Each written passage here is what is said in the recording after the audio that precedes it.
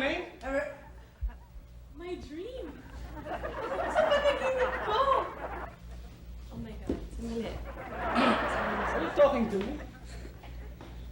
Ang sabi ko, aray. Hindi, hooray. Okay? Okay. Okay. Hooray! Ano nangyari dyan? Ako na lang ang nakakaalam nun. I want to talk to you. Come here.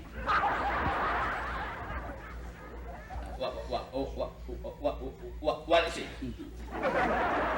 Magkaintindihan tayo, hooray. Please? Okay, ano? About the demarcation of responsibilities in this house? Pwede ba? Isa lang favor. Alright? Isa lang favor. When it comes to the girls, kailangan ako ang makipag-usap dun eh. Huwag ikaw.